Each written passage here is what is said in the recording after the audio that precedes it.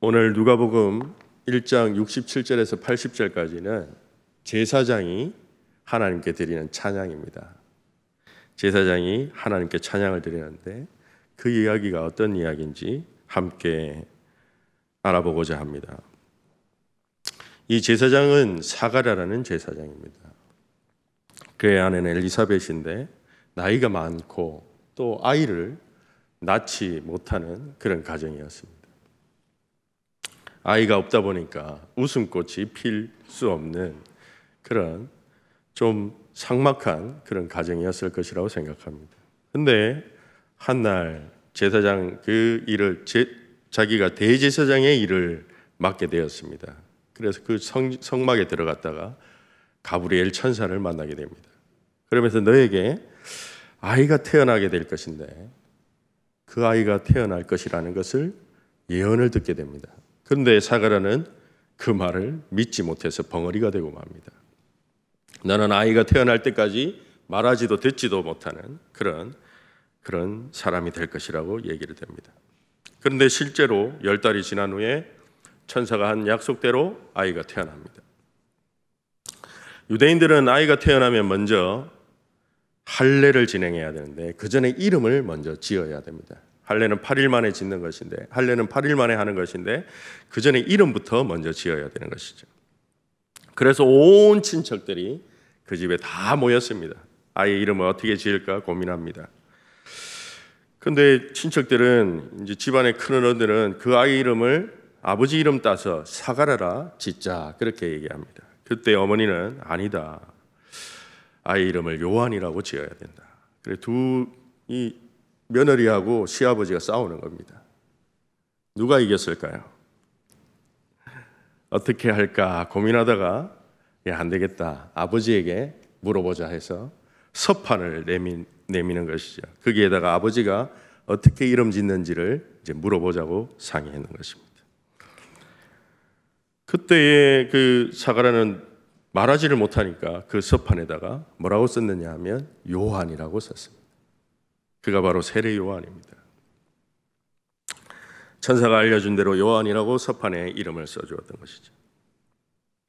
이름을 그런데 그가 정한 것이 아니라 이름은 하나님이 정해주셨다.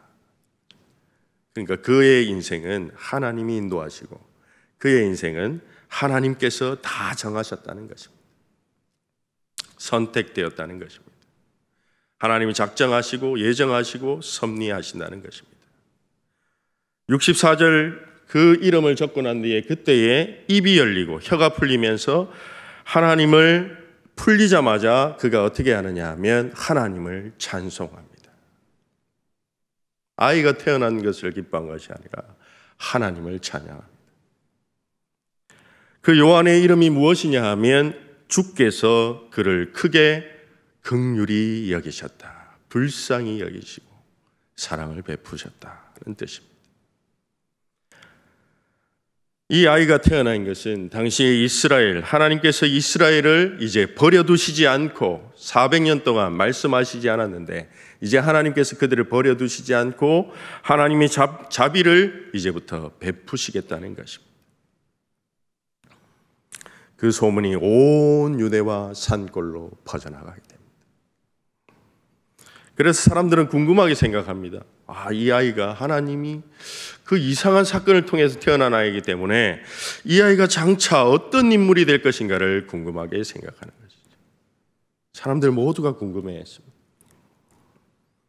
하나님께서 이스라엘을 버려두시지 않고 어떻게 이 아이를 통해서 일하실까? 그래서 오늘 그 사건을 해석해 주는데 뭐라고 해석해 주느냐 하면 하나님의 손이 그와 함께 하신다. 그 아이와 함께 하신다. 그렇게 말씀합니다. 하나님의 능력이 그를 인도하고 계시다는 것입니다. 67절에 보면 사가랴는 성령에 충만하게 되어 하나님을 찬양하는데 그 이유가 무엇이냐 하면 아이를 가질 수 없는 절망 가운데서 어둠 가운데서 하나님의 우리에게 그 아이를 주셨다는 것을 찬양합니다. 그 일은 하나님이 하신 일이다. 이 아이가 태어났는데 이 아이를 통해서 우리 가문이 드디어 이 좀 보잘것없는 가문에서 이제는 좀 출세해서 이 가문을 일으키겠다, 이 사적인 일을 찬양한 것이 아니라 하나님이 이 아이를 통해서 이 백성과 온 세계에 하실 일을 그가 예언합니다. 사적인 일을 찬양하는 것이 아닙니다. 신앙생활은 우리의 사적인 것을 하나님께 아뢰면서 살아가는 삶이 아닙니다. 68절과 69절을 봅시다. 찬송하리로다 주 이스라엘의 하나님이여 그 백성을 돌보사 속량하시며, 하나님 그 백성들을 죄를 사하여 주시고 우리를 위하여서 구원의 뿔을 그 종 다윗의 집에서 일으키셨으니, 하나님이 돌보시고 이제 찾아오신다는 것입니다. 그래서 누가복음은 많은 사람들을, 그들이 하나님을 찾아가는 것이 아니라 뽕나무 위에 있는 삭개오에게 찾아가듯 죄인과 그 세리와 창기들에게 하나님은 찾아가셔서 그들과 잔치를 벌이십니다.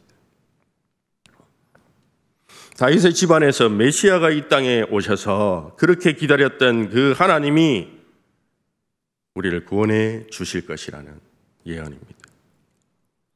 그런데 이 예언은 언제부터 있었느냐? 70절 말씀을 보면 주께서 예로부터 거룩한 선지자의 입으로 말씀하신 것이다. 이 일은 그냥 하루아침에 즉흥적으로 하나님이 하신 일이 아니라는 것입니다. 오래전부터 계획하시고 준비하셨던 일, 그 일을 이루시겠다는 것이죠. 이 구원이라는 것은 우리를 미워하는 모든 자의 손에서 하나님이 구원하시는 일이라는 것입니다. 모든 악에서 그들을 구원하시겠다는 것입니다. 하나님이 돌보셔서 우리에게 메시아를 보내주셔서 우리를 원수들에게서 구원해 주시고, 그래서 그 구원 때문에 하나님을 찬양한다는 것입니다. 그렇다면 우리는 세례 요한이 그 일을 그러면 그 사람이 우리에게 구원을 주시겠구나, 세례 요한이 우리에게 구원을 베풀어 주겠구나 생각하게 됩니다. 그러나 그 일은 그렇게 즉흥적으로 되는 것이 아니다. 그 일은 언제부터 됐느냐? 아브라함 때부터 예정되었다는 것입니다. 할례는 언제 제정되었습니까? 아브라함 때부터 그 할례가 시작되었습니다. 그러니까 가장 위에 이스라엘 민족이라는 그 정체성의 가장 상위법이 할례입니다. 이 말은 8일 만에 그들이 할례를 진행한다는 것은 안식일에 아무 일도 할 수 없는 그 유대인의 법을 따르는 것이 아니라 안식일이라도 그 할례가 이루어지는 날이 되면 그 안식일법을 어기고라도 할례를 할 수 있다는 것입니다. 이것이 바로 이스라엘의 정체성입니다.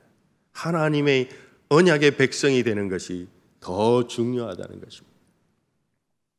하나님과 맺은 약속, 그것이 더 위에 있는 법이라는 것이죠. 74절을 보면 우리가 원수의 손에서 건짐을 받게 한다는 말을 합니다. 모든 민족 중에서 너를 택해서, 너를 왜 택했느냐? 너는 보잘것없지만 내가 너를 택해서 너를 민족을 강하게 하시고, 오늘 우리가 이 어두운 세상 가운데서 불러주신 것은 너를 어떤 민족보다도 강하게 하시고 다른 민족에게 침략을 받아도 너를 보호해 주시겠다고 약속하셨습니다. 그것이 할례에 담겨져 있는 언약의 말씀입니다. 하나님이 너를 보호하시겠다, 너를 구원하시겠다, 그렇게 말하죠. 그 다음에 75절에서 그 하나님의 언약의 백성을 부르시고 약속하신 것이 또 하나 있습니다. 75절은 우리에게 주시는 말씀입니다. 그렇다면 그 구원받은 백성은 어떠한 삶을 살아야 되는가? 75절 한번 읽어보겠습니다. 75절 말씀입니다. 시작.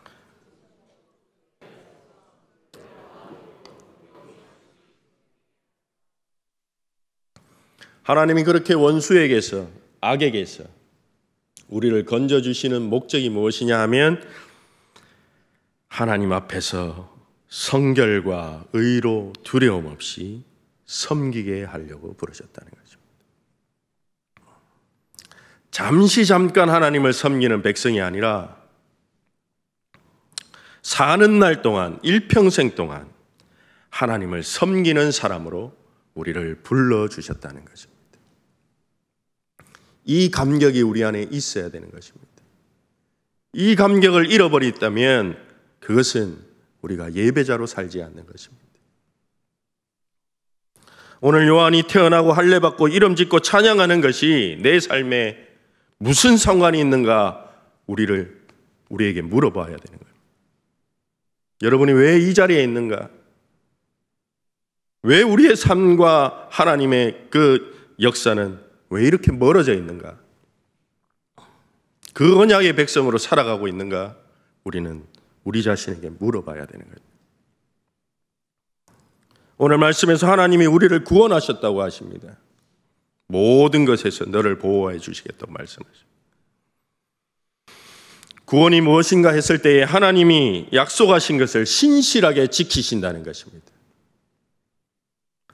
악에게 두려워서 지라고 우리를 불러주신 것이 아닙니다. 선을 선택하라고 우리를 불러주셨다는 것입니다. 그것이 구원입니다. 왜 그렇게 하셨습니까? 우리를 하나님의 예배자로 살게 하시기 위해서입니다. 모인 사람들이 이렇게 말합니다. 이 아이가 누구냐? 장차 어떻게 될까 궁금하게 여깁니다. 우리는 우리의 이 말씀이 우리의 신앙과 무슨 상관이 있는가 궁금해야 합니다. 우리는 살아가면서 내 지평과 내 관점으로 하나님을 바라보고 살아갑니다. 그러나 오늘 사가랴는 성령의 충만함을 받아서 자기 조상인, 오늘 믿음의 조상인 아브라함에서부터 하나님의 그 크신 역사의 흐름 속에서 이 아이를 바라보고 있다는 것입니다.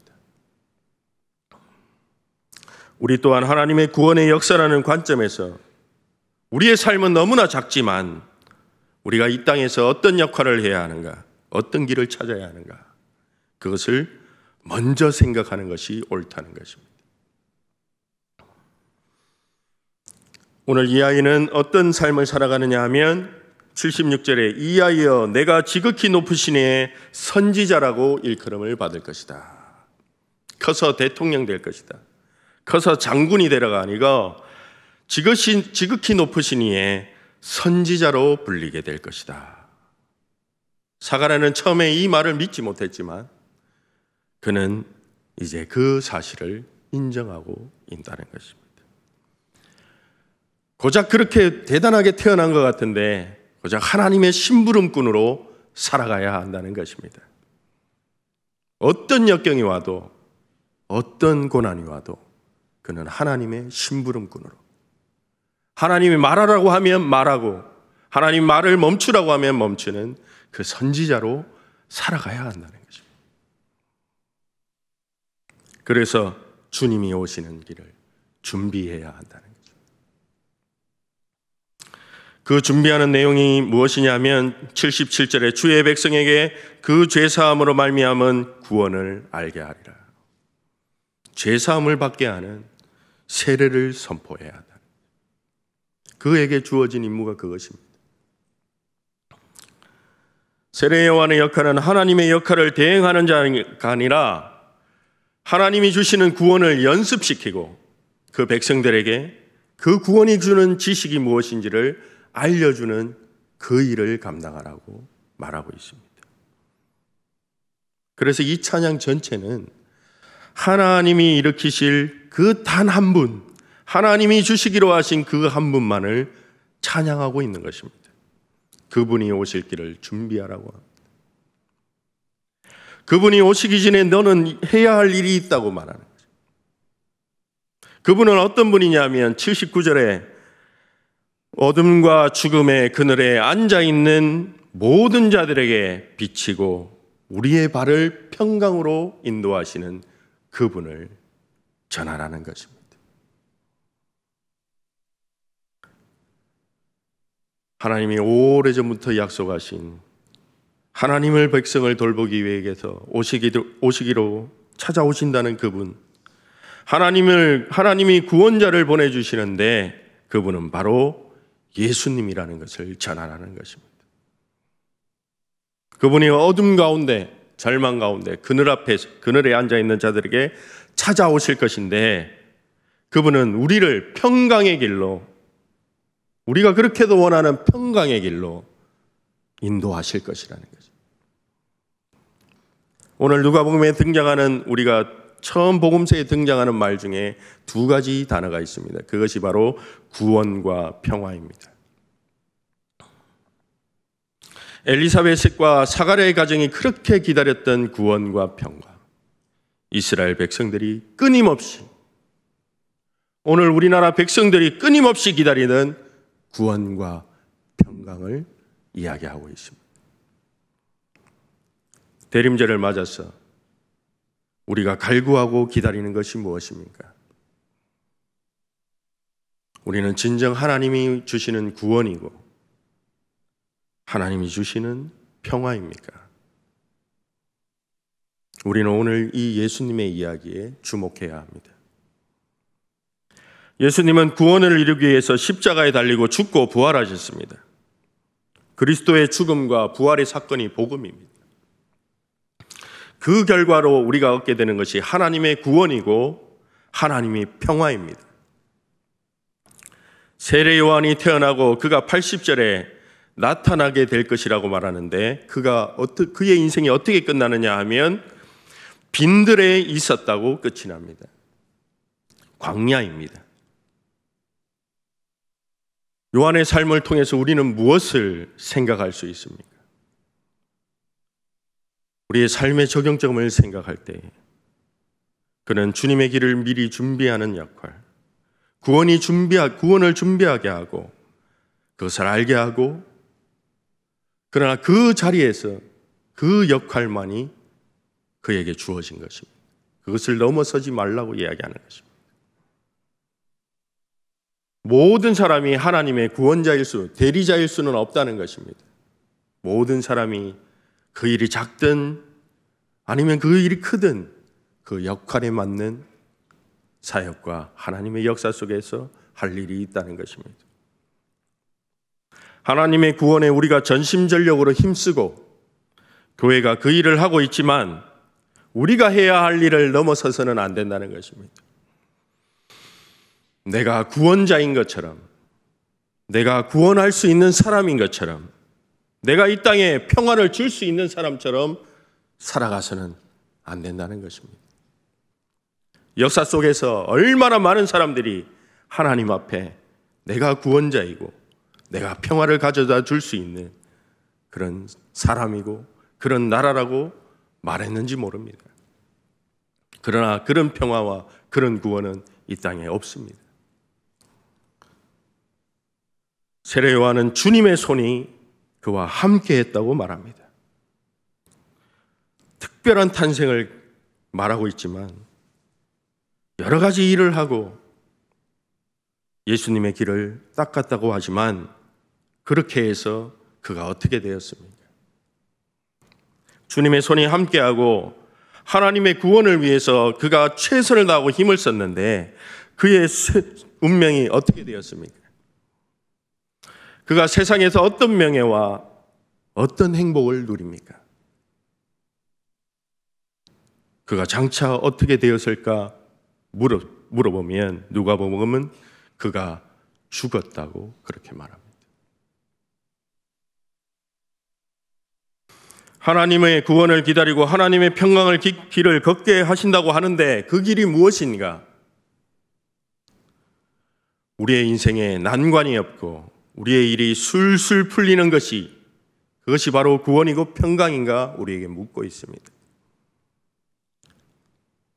인생의 고속도로는 언제 날 것인가? 그리고 그 구원과 평화는 무엇인가 했을 때 그 답은 예수님의 인생을 보면 알 수 있습니다. 예수님이 우리에게 주시는 구원과 평화는, 구원의 길은 십자가의 길을 가는 것입니다.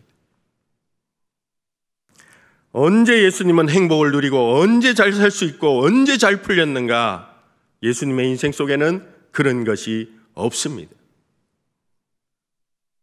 그럼에도 불구하고 하나님의 언약을 믿고 종신토록 하나님만을 섬깁니다. 그곳에 구원과 평안이 있습니다. 그것이 우리의 삶의 목적입니다. 세례 요한과 예수님의 운명을 보면 우리는 구원받고 싶지 않습니다. 하나님이 주시는 구원과 평안을 보면 이 세상이 주는 평화를 누리고 싶습니다. 적당히 세상과 타협하면서, 적당히 세상 속에 세속화된 삶을 살면서 그것이 주는 삶을 살고 싶은 것이 우리의 구원이고 우리의 평화입니다. 하나님은 오늘 이 누가복음을 읽고 있는 백성들에게 이렇게 묻습니다. 로마에 살고 싶으냐? 아니면 하나님 나라에 살고 싶으냐? 로마가 만들어준 정치 속에서 살고 싶으냐? 그 제국이 가난한 자들을 약탈하고 빼앗고 총을 들이대고 그 사회 속에서, 그 시스템 사회 속에서 살고 싶으냐? 로마가 주는 그것이, 제공하는 것이 구원자인가 묻고 있습니다. 가브리엘이 알려줬습니다. 하나님의 말씀을 받아들였지만 마리아도 기다려야 됐고 오늘 사가랴의 아내 엘리사벳도 기다려야 했습니다. 그 약속의 말씀이 성취되기를 기다려야 했습니다. 그들을 굳게 믿었습니다. 무엇을 믿었습니까? 하나님의 말씀이 그대로 된다는 것을 믿었습니다. 하나님의 구원과 하나님의 평안이 주어질 것이라는 것을 믿었습니다. 그런데 그것이 어떻게 주어지는가? 우리는 바울의 이야기에서 그 이야기를 찾아볼 수 있습니다. 사도행전 마지막 부분에 가면 27장 25절에 가보면 바울이 로마로 잡혀갑니다. 하나님의 구원과 평안을 외치다가 그가 죽을 위기에 처합니다. 그때 바울이 그 배에 광풍을 만나서 죽게 되었을 때에 그들에게 이렇게 얘기합니다. 그러므로 여러분이여 안심하라. 하나님이 말씀하신 대로 그대로 될 줄 믿노라. 그렇게 말합니다. 바울은 복음을 전하다가 로마에 잡혀가면서 유라굴로 광풍을 만났습니다.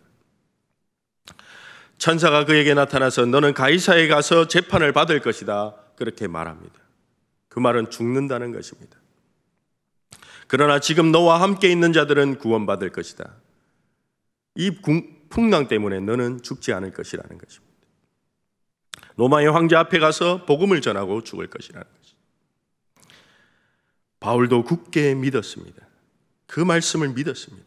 그리고 오랜 기간을 기다렸습니다. 기다리고 14일을 기다리는데 그들이 떡을 떼고 그리고 나머지 음식을 다 버립니다. 그리고 결국 그는 어느 섬에 상륙하게 됩니다. 이것이 바로 하나님의 구원의 방식입니다. 이것이 바로 하나님이 우리를 구원하는 방법입니다. 세례 요한이 장차 어떤 사람이 될까? 헤롯에게 참수당하고 죽었다는 인생을 두고 예수님이 어떤 삶을 사시고 어떤 삶을 살아야 하는지를 우리에게 알려주고 있는 것입니다. 우리도 예수를 따르는 우리의 삶도 제자들과 같이 바울의 삶을 통해서 우리가 어떤 삶을 살아야 하는지를 보여주고 있는 것입니다. 그때에 끝까지 견디는 자는 선을 택하고 끝까지 견디는 자는 구원을 받는다고 말씀합니다. 언제 구원받습니까? 하나님이 선하신 구원 역사를 믿고 선을 포기하지 않고 살아가는 것, 그때에 우리가 인생의 마지막 순간까지 그것을 믿으며 살아가면 구원받습니다. 우리의 등이 따시고 배부른 것이 평화가 아니라는 것입니다. 세례 요한과 예수님이 겪게 되는 하나님의 구원을 성취하기 위해서 우리가 감당해야 할 그 선을 행하며 그 사명으로 살아가는 것, 그 결과 우리가 희생당함으로 평화가 앞당겨진다는 것입니다. 절대 세 번째 방법은 없습니다. 선과 악 중에 선을 택해야 하는 것입니다. 누가복음 1장과 2장에 등장하는 사람들의 이야기는 젊은 사람들의 이야기가 아닙니다. 세상에서 굳어질 대로 굳어져 있는, 너무나도 세속화되어 있을 수도 있는 인생의 황혼에 이른 어른들의 이야기입니다. 엘리사벳과 사가랴가 아이를 낳았습니다. 그러나 그 아이가 자라야 합니다. 그리고 기다려야 합니다. 마리아도 예수님을 낳았습니다. 그런데 그는 그 아이가 자랄 때까지 기다려야 합니다. 모든 이야기가 완성된 이야기로 끝나는 것이 아니라 기다림으로 끝이 납니다. 아이가 어떻게 될지 기다려야 한다는 것입니다. 그리고 아이가 80절은 빈들에서 자라고 있다고 끝이 나고 있습니다. 사랑하는 성도 여러분, 구원은 기다림 자체로, 아브라함이 그랬던 것처럼 기다림으로 우리의 인생은 끝날지도 모릅니다. 바울의 처지처럼 죄명을 뒤집어쓰고 자기를 해명해야 되고, 그것을 통해서 복음의 전파의 기회를 삼고자 하는 그런 삶으로 우리의 삶이 흘러갈 수도 있습니다. 그런데 오늘 이러한 우리의 인생이, 그런 비참에 빠질 수 있는 이 인생이 사가랴의 찬양을 통해서 보면 우리 인생에 어떤 의미가 있는가 묻고 있습니다. 우리의 본문을 통해서 보면 우리의 작은 이야기를 자기 인생이라는 관점에서 바라보지 말고 아브라함부터 바라보라고 말씀하고 있는 것입니다. 세상 시작부터 부르신 그날부터 우리의 끝과 세상 끝날까지를 보라고 말씀하십니다. 처음부터 이 구원의 역사를 이끌어가고 계시는 하나님의 일 속에서 하나님의 구원을 보고 하나님이 얼마나 신실하게 이 약속을 지키고 있는지 바라보라고 우리에게 말씀하고 있는 것입니다. 우리의 삶을 보면 지지리도 복도 없고 힘들고 꼬인 것처럼 보이지만 하나님의 큰 구원 역사의 삶에 우리의 삶이 올라탈 때에 우리는 참으로 우리의 인생의 참된 의미를 발견할 수 있게 된다는 것입니다. 그리고 그 속에는 찬양이 울려 퍼지게 된다는 것입니다. 하나님이 이끌어가시는 역사에 무관심하게 살면서 내 인생은 왜 이렇게 꼬였나? 내 삶은 왜 이렇게 갇혔어? 내 인생은 왜 이렇게 풀리지 않느냐? 이런 식으로 하나님의 평화와 구원을 누리는 길은 없다는 것입니다. 우리는 선을 택해야 되는 것입니다. 어떤 상황 가운데서도 타협할 수가 없는 것입니다. 자기 인생만을 사는 방식으로는 잘 될 수 없습니다. 복을 받고 하나님 믿으니 복을 받는다. 하나님 믿으니 우리의 사는 일들이 잘 풀린다. 이것은 거짓된 복음입니다. 그것은 가짜 복음입니다. 그것은 우리가 스스로 속이는 것입니다. 그것은 우리가 잘 될 때만 감사하고 잘 될 때만 평안하다고 말하는 것입니다. 우리 인생은 예수님과 같은 인생이 되어야 되는 것이고 요한의 인생과 같은 역경과 고난이 반드시 따르게 되는 것입니다. 오늘 말씀은 하나님의 역사에 끌려가서 역경을 겪고 있는 것 그 자체가 하나님의 구원이라고 말합니다. 주의 손이 함께하는 것이라고 말합니다. 이것이 바로 하나님이 주시는 평화입니다. 그런 역경과 고난이 하나님의 구원의 역사 속에서 하나님의 자비와 하나님의 일에 쓰이고 있다는 것을 깨닫기를 원합니다. 주님은 우리를 향해서 지금도 달려오고 계십니다. 주님은 우리가 그 악에게 휘둘리고 악에게 지는 것을 그냥 보고 계시는 분이 아닙니다. 하나님은 우리에게 달려오고 계시는 분입니다. 그러나 우리가 그 선을 포기하지 않고 주님이 오시는 길을 끝까지 기다리면 참 평안을 누리게 될 줄 믿습니다. 그 기다림을 지키면서 주님의 사랑을 실천하며 그렇게 사는 자들은 반드시 하나님의 구원의 기쁨을 누리고 주님을 찬양하는 백성이 될 줄 믿습니다. 기도하겠습니다.